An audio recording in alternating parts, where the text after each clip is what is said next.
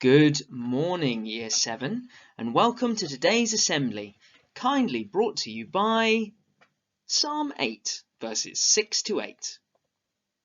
You made them rulers over the works of your hands. You put everything under their feet, all flocks and herds and the animals of the wild, the birds in the sky and the fish in the sea, all that swim the paths of the seas. Here goes. One of the most memorable things about the era in which we are living is the example that is being set not by politicians or sports people or by social media influencers. No, the example being set by young people such as yourselves, young adults, teenagers, and even children all over the world is something that I find truly inspiring. And the example that you set, which springs to the front of my mind a lot these days, is how young people approach the environment and the climate emergency, as it is sometimes now called. Many young people these days disagree with the way that adults are treating and have treated the environment. Historically, when there is massive disagreement about something in society, one of the ways that people have demonstrated very strong feelings on the subject is by going on strike. Going on strike means refusing to work. You stop getting paid when you go on strike.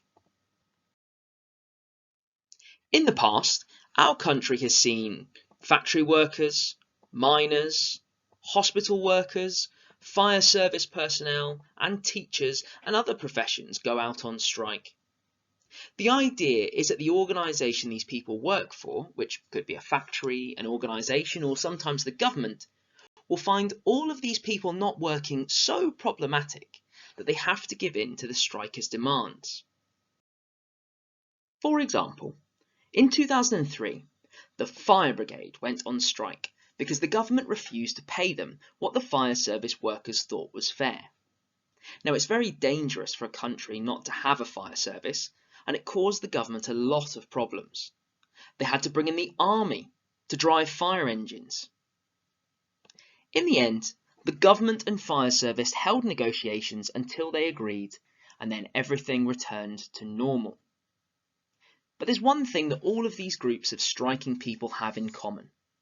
It seems that there's been an invisible rule throughout history that only adults can go on strike.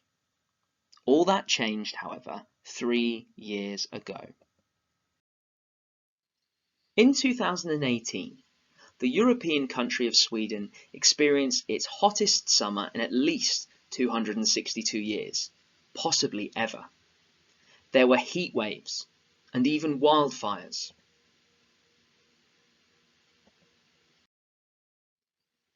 On the 20th of August 2018, one Swedish Year 9 girl decided she had had enough, and she decided to go on strike from school. This young lady's name, many of you will know, is Greta Thunberg. Thunberg is now possibly the most recognisable and influential climate activist in the world.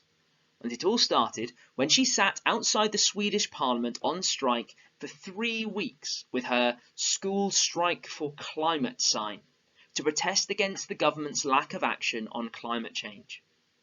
It proved to be the perfect spark for something much, much bigger.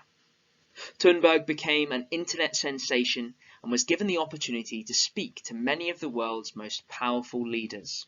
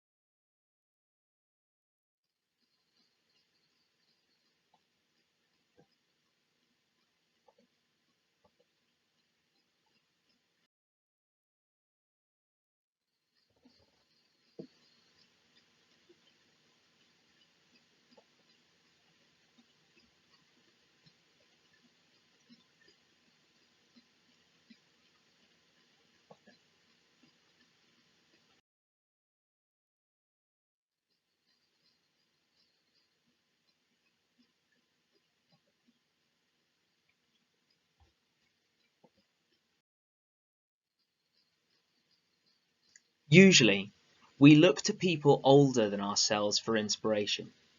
But I can tell you that as adults, the number of young people on our lists of inspiring individuals is growing by the day. One of those young people on my personal list is actually someone that I taught. This is Isha Marwa, who I taught in my previous school. Isha is now old enough to have left university, but in 2013, her life changed in the middle of a geography lesson. Isha's geography teacher told her class that the politician in charge of education at the time, Michael Gove, had decided to completely remove climate change from the geography GCSE, so that it was no longer taught in schools. Isha couldn't believe it. She was furious, and crucially for school children of this country, she decided to do something about it. Isha didn't go on strike though. She started a petition. A petition is when you write a letter, usually to the government, about something you disagree with and explain why you disagree. You then ask as many people as possible to sign your letter to show that lots of other people agree with you.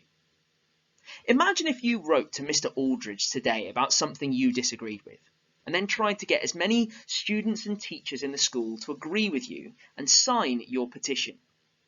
You'd have to be pretty convincing to get everyone to sign. But that would mean just over 1,000 signatures. Well, you'd have to be seriously convincing to make a change in this country.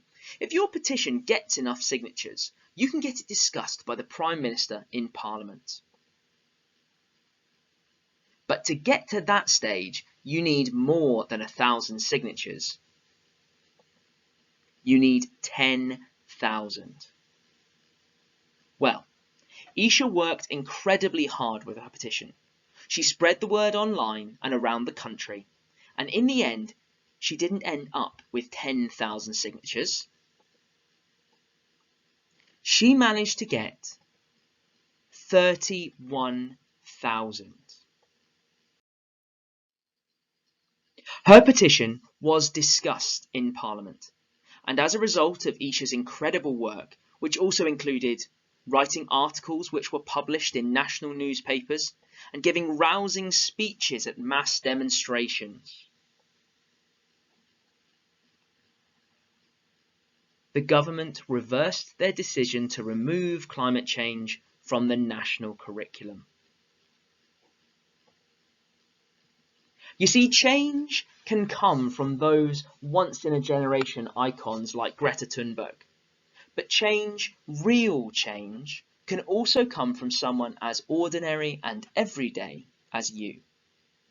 With the right amount of passion, a captivating cause that others are drawn to, and enough wily strategy, even an everyday student in little old England can make tomorrow a brighter place for us all. Please bow your heads for today's prayer. Loving God, help us to find the things in life that are worth fighting for. Help us to find the courage to stand up for what we think is right, even when others around us disagree. Help us to find a way to make a change when the world needs it most.